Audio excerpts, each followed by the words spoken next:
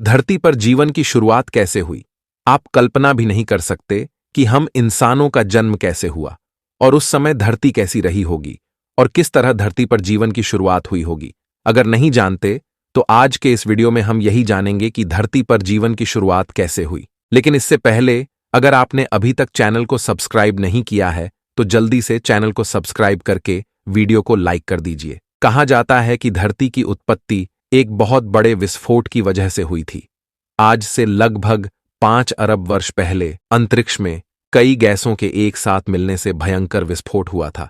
इससे एक विशाल गोला बना जिसे हम सूर्य कहते हैं। यह धमाका इतना जोरदार था कि चारों तरफ धूल के कण उड़ने लगे और धीरे धीरे गुरुत्वाकर्षण बल की वजह से कण आपस में जुड़ने लगे और इसी प्रक्रिया के लंबे समय तक चलने की वजह से सौर मंडल का निर्माण हुआ। और इस तरह लाखों साल बाद गुरुत्वाकर्षण के कारण पत्थर और चट्टानें आपस में जुड़ने लगी और इससे एक ग्रह का निर्माण हुआ और इसी तरह पृथ्वी और दूसरे ग्रह का निर्माण हुआ। आज से लगभग 4.5 अरब वर्ष पहले पृथ्वी का तापमान 1200 डिग्री सेल्सियस था। ऐसे समय में धरती पर सिर्फ उबलता हुआ लावा, चट्टानें और कई जहरीली गैसें हुआ करती थीं। पृथ्वी के जन्म से ही थिया नाम का ग्रह 50 किलोमीटर प्रति घंटे की गति से पृथ्वी की ओर बढ़ रहा था और जब थिया ग्रह पृथ्वी से टकराया तो जोरदार विस्फोट हुआ जिससे बहुत सारा मलबा धरती से बाहर निकल गया और साथ ही वह ग्रह धरती में समा गया और हजारों सालों में पृथ्वी के गुरुत्वाकर्षण प्रभाव की वजह से उस मलबे ने एक गेंद का रूप ले लिया जिसे हम चंद्रमा कहते हैं और ये पृथ्वी के चक्कर लगाने लगा। चंद्रमा के बनने से धरती पर एक नए युग की शुरुआत हुई। ये युग था धरती पर मौसम की शुरुआत का युग। चंद्रमा धरती को स्थिर रखता है और उसके मौसम को भी बनाए रखता है। आज से करीब 440 करोड़ साल पहले धरती पर इतनी गर्मी थी कि यहां पानी की मौजूदगी संभव नहीं थी, लेकिन वायुमंडल में पानी की भाप मौजूद थी। कई लाख साल बाद जब धरती ठंडी हुई तो बारिश होने लगी जिससे तालाब बने, झील बनी और फिर महासागर बने। लेकिन यहां से जीवन की शुरुआत नहीं हुई। अभी इसके लिए धरती को कई और बदलाव करने की जरूरत थी। आज से लगभग 380 करोड़ साल पहले सागर के नीचे एक नई क्रांति की शुरुआत हुई। 6 मामूली तत्वों हाइड्रोजन, ऑक्सीजन, कार्बन, नाइट्रोजन आदि ने मिलकर जीवन की रचना शुरू कर दी। इस तरह धरती पर मौजूद पानी के अंदर सबसे पहले जीवन की शुरुआत होने लगी। सबसे पहले बैक्टीरिया का जन्म हुआ और धरती पर काफी लंबे समय तक अकेले बैक्टीरिया का ही राज रहा।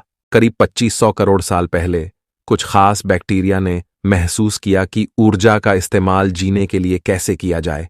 उनके इस प्रयास से ऑक्सीजन पैदा हुई और ऑक्सीजन के आने से धरती पर जीवन की नई लहर ने जन्म लेना शुरू कर दिया। इसके बाद बैक्टीरिया ने इतनी ऑक्सीजन बनाई कि महासागर ऑक्सीजन से भर गया और वह ऑक्सीजन महासागर के ऊपर वायुमंडल में जाने लगी। इसके बाद जीवन विकसित होने लगा और वायुमंडल में ऑक्सीजन का लेवल 0 से बढ़कर 13% तक पहुंच गया। ऑक्सीजन के साथ ही वायुमंडल में ओजोन लेयर बनने लगी जो हमें सूर्य की खतरनाक रेडिएशन से बचती है। जैसे जैसे वायुमंडल में ऑक्सीजन की मात्रा बढ़ी वैसे वैसे जीव जंतुओं का विकास भी शुरू हो गया। करीब 50 करोड़ साल पहले समुद्र में पहले कांटे वाली मछली पैदा हुई। इस तरह देखा जाए तो ये मछलियां ही हमारी पूर्वज है। असल में आज के सारे रीढ़ वाले जीव इन मछलियों के आधारभूत ढांचे पर ही बने हैं और ऑक्सीजन के कारण जल से निकलकर पौधे धरती पर उगना शुरू हो गए।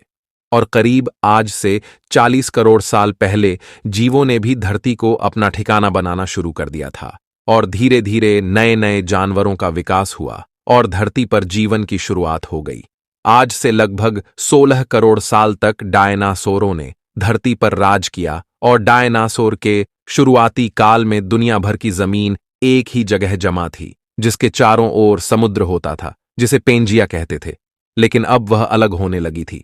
लगभग 6 करोड़ साल पहले करीब 10 किलोमीटर लंबी चौड़ी उल्का पिंड धरती से टकराया और चारों ओर आसमान में धूल के बादल छा गए और पृथ्वी का तापमान तेजी से गिरने लगा जिससे धरती के विशाल जीव डायनासोर का अंत हो गया।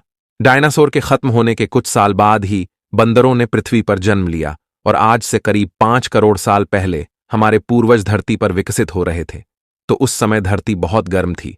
वो इतनी गर्म थी कि उत्तरी ध्रुव और दक्षिणी ध्रुव पर भी जंगल हुआ करते थे। बर्फ का नामो निशान नहीं था। धीरे धीरे मालद्वीप अलग होने लगे और 1 करोड़ वर्ष पहले धरती वह रूप लेने लगी थी जिसे आज हम देख रहे हैं।